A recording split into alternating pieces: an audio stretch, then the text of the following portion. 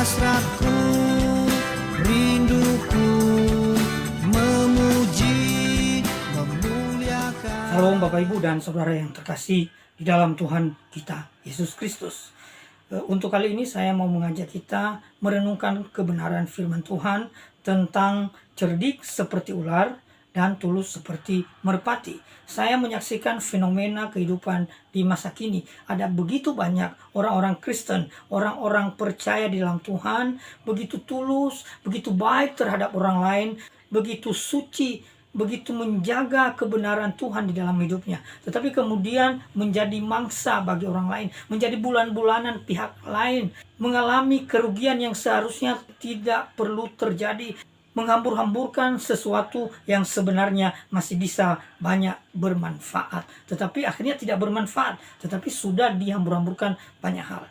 Pada sisi lain ada banyak orang juga dengan mengedepankan istilah cerdik sebagaimana yang diperintahkan Tuhan, tetapi melakukan kesalahan. Bijaksana tetapi melanggar kebenaran firman Tuhan. Seharusnya dua hal ini harus dilakukan secara bersamaan dan tidak boleh dipisahkan. Ya, saya akan bacakan ayatnya bagi kita di dalam Matius pasal yang ke-10 ayat yang ke-16. Demikian firman Tuhan. Lihat, aku mengutus kamu seperti domba di tengah-tengah serigala. Sebab itu hendaklah kamu cerdik seperti ular dan tulus seperti merpati.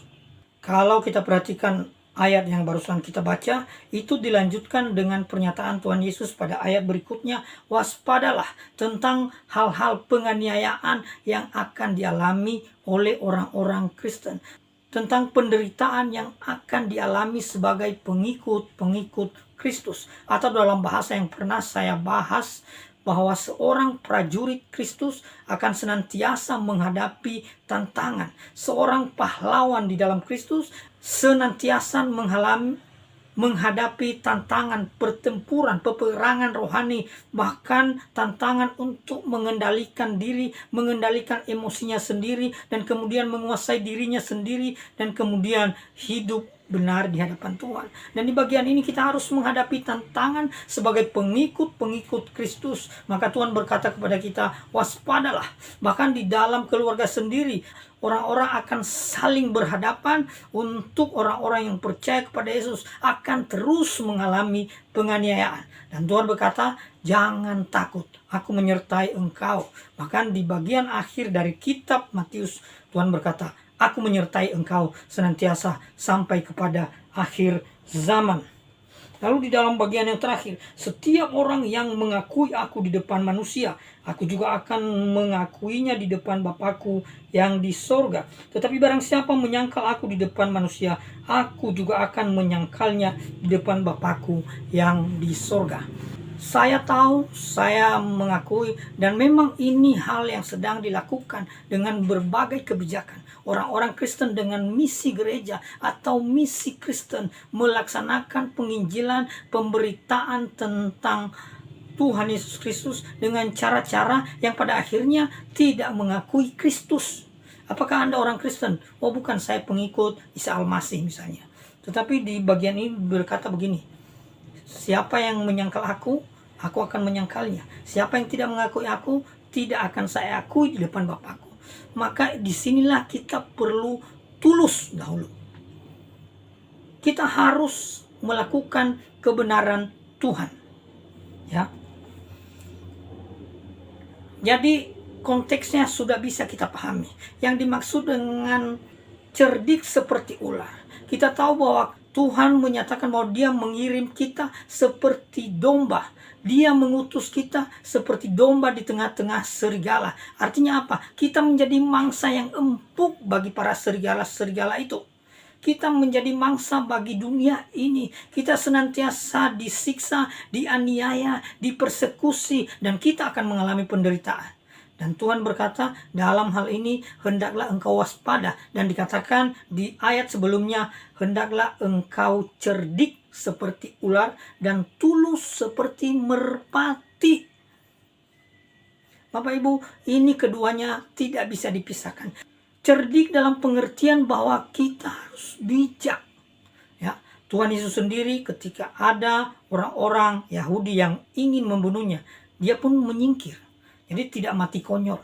Demikian Rasul Paulus ketika di awal pertobatannya sampai diturunkan dari atas tembok untuk kemudian dia melarikan diri karena ada orang-orang yang mau membunuhnya, supaya ia tidak mati konyol karena Tuhan masih mau memakai kehidupannya. Kalau dia sampai mati berarti dia tidak melaksanakan pemberitaan Injil. Maka harus cerdik dalam hal ini, tetapi harus juga tulus. Di dalam bahasa Yunani saya memperhatikan bahwa kata cerdik diterjemahkan dari kata Yunani phronimoi yang kata dasarnya adalah phronimos. Ini arti kata phronimos adalah sensible, sensitif itu ya, sensible.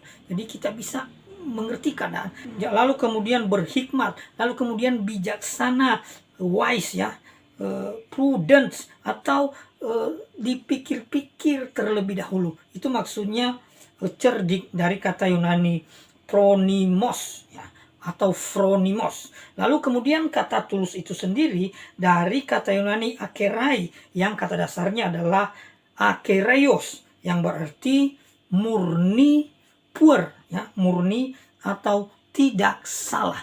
Jadi kita perlu berhikmat namun kita tidak boleh melakukan kesalahan. Misalnya begini, berhikmat berbohong. Berbohong supaya kita bisa mengelabui orang-orang itu sampai akhirnya nanti jadi Kristen. Nah, ini salah. Berbohong membujuk orang dengan kebohongan, atau melakukan kesalahan sedikit, atau mencoba menghajar orang supaya dia tahu siapa kita. Itu kan? Atau banyak hal kita kompromi dengan dosa demi kebaikan. Semua itu tidak boleh kita lakukan. Atau kompromi dengan orang-orang di lingkungan kita, melakukan korupsi secara berjemaah. Lalu kita ikut dengan alasan menjalin persahabatan. Itu tidak boleh. Namun apa yang Tuhan inginkan dalam hidup kita? Tuhan menghendaki kita hidup dalam kebenaran. Kita tetap tidak boleh bersalah. Kalau kita bersalah, kita gagal memuliakan Allah. Jadi jangan sampai hal itu terjadi. Justru kita harus mempertahankan kekudusan, kemurnian, dan tidak boleh bersalah. Tadi dari kata Yunani ini. Tidak salah, tidak melakukan kesalahan, tidak melakukan kecurangan, tidak melakukan kebohongan, tidak mencurangi orang lain dengan alasan bijaksana, dengan alasan mencari keuntungan, lalu kemudian keuntungan itu dipersembahkan kepada Tuhan. Itu salah, itu tidak. Bapak Ibu yang terkasih, berdasarkan kebenaran firman Tuhan ini, secara khusus Tuhan mengirim kita untuk menjadi pemberita Injil sebenarnya. Dan di dalam pekerjaan sebagai pemberitaan Injil, kita menjadi mangsa yang empuk, maka kita harus cerdik, maka kita harus memikirkan secara bijaksana bagaimana cara supaya pekerjaan Tuhan bisa maksimal di dalam kehidupan kita. Jangan sampai kita melanggar kebenaran. Seperti contoh-contoh yang sudah saya sampaikan tadi. Biarlah hidup ini memiliki bijaksana. Biarlah hidup ini memiliki hikmat. Biarlah hidup ini dilakukan dengan penuh pertolongan dari Tuhan. Dan kita senantiasa memuliakan Tuhan. Kita memberikan berkat bagi orang lain melalui berkat yang kita terima dari Tuhan. Dan semua itu akan membawa kemuliaan bagi nama Tuhan. Amin. Hidup hasratku, rinduku, memuji, memuliakan, berjalan bersamamu selamanya.